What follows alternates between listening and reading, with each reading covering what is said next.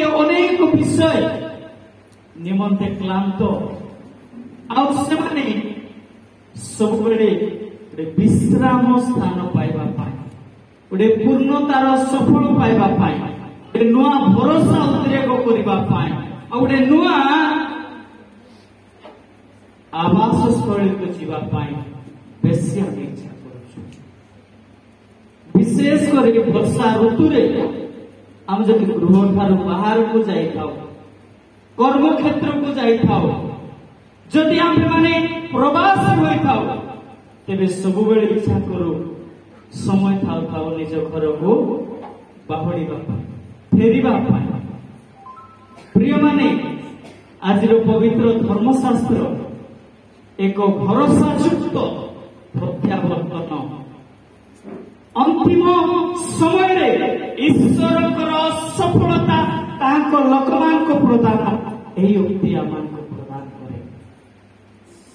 ଆମେ ସମସ୍ତେ ଜାଣିଛୁ ଭାରତ ସବୁଠାରୁ ଗୋଟେ କ୍ରୀଡ଼ା ପ୍ରିୟ ଦେଶ। ଗୋଟେ କ୍ରୀଡ଼ା ଖେଳ ପାଇଁ ସବୁବେଳେ ଭାରତ 1 ନମ୍ବର ଶୀର୍ଷରେ ଥାଏ। ଆମେ ଦେଖୁଛୁ ଯେ ୱାର୍ଲଡ କପରେ ସବୁ ଦେଶ ଯାଉଥାନ୍ତି, ମାତ୍ର ମୋଷ୍ଟ ଇଣ୍ଟେଲେକ୍ଚୁଆଲ ଆମର ଯୋଉଟା କହୁଛୁ ଜର୍ମାନ, ସେମାନେ ୱାର୍ଲଡ କପ୍ କ୍ରିକେଟରେ କେବେ ଭାଗ ନେବାଟା ଆମେ ଦେଖୁନୁ। ସେମାନେ ସବୁବେଳେ ପ୍ରଭୁଙ୍କର ବିଚାର ଦିନ ନିମନ୍ତେ ପ୍ରସ୍ତୁତ ହେଉଛନ୍ତି। ଆଉ ଗୋଟେ କ୍ରୀଡ଼ା ବା ଗୋଟେ ଖେଳର କେତେ ଗୋଟେ ପର୍ଯ୍ୟାୟ ଥାଏ, କେତେ ଗୋଟେ ସ୍ତର ଥାଏ। ପ୍ରଥମେ ଲିଗ୍ ଖେଳନ୍ତି ନେଇକି, ତାପରେ କ୍ୱାର୍ଟର ଫାଇନାଲ ଆସେ, ତାପରେ ସେମିଫାଇନାଲ ଆସେ, ଆଉ ତାପରେ ଫାଇନାଲ ଆସେ। ପ୍ରିୟମାନେ, ଯେତେବେଳେ ଫାଇନାଲକୁ ଯାଉ ସେତେବେଳେ ଆଉ ଟିକେ ଆମର ହୃଦସ୍ପନ୍ଦନ ହାର୍ଟବିଟ୍ ବେଶୀ ବଢିଯାଏ। ଠିକ ତଦ୍ରୂପ ଜୀବନ ମଧ୍ୟ କେତେ ଗୋଟେ ସ୍ତର ଦେଇ ଆମେମାନେ ଯାତ୍ରା କରୁଥାଉ। ମୁଁ କହିବାର ବାହୁଲ୍ୟତା, ଫାଇନାଲ ଯେପରି ଆମମାନଙ୍କର ଭାଗ୍ୟକୁ ନିର୍ଦ୍ଧାରଣ କରିବ, ଈଶ୍ୱରଙ୍କର ବିଚାର ଦିନ ମଧ୍ୟ ଆମ ପ୍ରତ୍ୟେକ ଖ୍ରୀଷ୍ଟିଆନ ମାନଙ୍କ ନିମନ୍ତେ ଗୋଟେ ଶେଷ ପୂର୍ଣ୍ଣଚ୍ଛେଦକୁ କଣ କରିବ, ସେ ନିର୍ଣ୍ଣୟ କରିବ। ଏଥିପାଇଁ ଫିନାଲେ ପୂର୍ବରୁ, ଦି ଗ୍ରାଣ୍ଡ ଫିନାଲେ, ଶେଷ ବା ଆମମାନଙ୍କର ସମାପ୍ତି ପୂର୍ବରୁ ଆମ୍ଭମାନଙ୍କୁ କ୍ୱାଲିଫାଏ ହେବା ପାଇଁ ସେମିଫାଇନାଲ ଖେଳିବାକୁ ପଡିବ। ଆଉ କେଜାଣି ମୁଁ କହିବି, ଆଜି ଆମେ ସେଇ ସେମିଫାଇନାଲରେ ପ୍ରତ୍ୟେକ ଖ୍ରୀଷ୍ଟିଆନ ମାନେ ବସବାସ କରୁଛୁ। ଆଉ ଏ ସେମିଫାଇନାଲ କ୍ୱାଲିଫାଏ ବିହୁନେ ଆମେ କେବେ ମଧ୍ୟ ଫାଇନାଲକୁ ଯାଇପାରିବା ନାହିଁ। ତେବେ ଆମେ ଯେତେବେଳେ ପ୍ରଭୁ ଯୀଶୁ ଖ୍ରୀଷ୍ଟଙ୍କର ବିଚାରର ଶେଷ ଦିନ ମଧ୍ୟରେ ଅଛୁ, ଆମେ ଚେଷ୍ଟା କରିବୁ ଆଜି ଯେ ଏହି ଯେଉଁ ଲିଗ୍, କ୍ୱାର୍ଟର ଫାଇନାଲ ଆଉ ସେମିଫାଇନାଲ ଆମେ କିପରି ଖେଳିଛୁ, ଆମର ବେନିଫିଟ୍ସ କଣ, ଆମର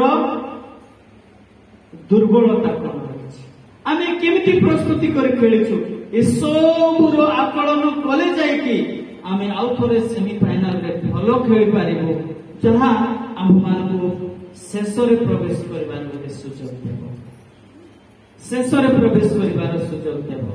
ଯେମିତି ଆମେ କହୁଛୁ, ଭଲ ରୂପେ ଏହି ବର୍ଷା କାଳରେ ଚାଷୀ ଭାଇ ମାନେ ନିଜ ଚାଷ ଜମିକୁ ଚାଷ ଉପଯୋଗୀ ହେବା ପର୍ଯ୍ୟନ୍ତ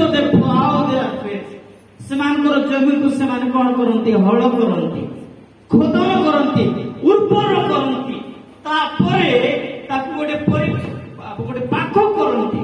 ସେଠି ଧାନ ଗଛ ଲଗାଇବା ପାଇଁ ତାକୁ ଗୋଟେ ପତର ବୋଲି ଆମେ କହୁଛୁ, ତାକୁ ଗୋଟେ ଉର୍ବର ବା ତାକୁ ବୀଜ ଉପଯୋଗୀ କରନ୍ତି। ତାପରେ ତାହାକୁ ବୀଜ ବା ପ୍ଲାଣ୍ଟେସନ କରନ୍ତି। ଆମେ ଚାରା ଲଗାଇବା ଦ୍ୱାରା ମାଟିରେ ସେ ଶୀଘ୍ର ଉତ୍ତମ ରୂପେ ବଢିପାରେ। ଏଥିପାଇଁ ନିଶ୍ଚିତ ପ୍ରସ୍ତୁତିର ଆବଶ୍ୟକ ରହିଛି। ତାପରେ ଯାଇ ଅନେକ ପରିଶ୍ରମ ପରେ, ଅନେକ ତଦାରଖ ପରେ, ଅନେକ ହେଫାଜତ କଲା ପରେ ପରିଶେଷରେ ଆମେ ସେଥିରୁ ଫଳ ଆଶା କରିଥାଉ। ପିତା ଈଶ୍ୱର ମଧ୍ୟ ଆମ୍ଭମାନଙ୍କୁ ଠିକ ତଦ୍ରୂପ এই জগତରେ ରଖିଛନ୍ତି। आमे मनोयोगी हेबा पाए हे पारे प्रिय माने हमर एही यात्रा पथरे अनेक उत्थान आ पतन अनेक अप्स एंड डाउन्स केते उच्च नीच रहिछि केबे सुस्थ केबे दुर्बल केबे बेसी आत्मिक जीवन रे पड़ी जाउछु केबे प्रार्थना जीवन को भी ठोकर लाଗୁछि आ केबे केबे जागतिक समस्या घेरी दउछि तो केबे केबे बिना प्रार्थना रे निद भी हो नाही एटा मनुष्यर जागतिक स्वाभाविक स्वभाव हटे किंतु ए भितरे हम गोटे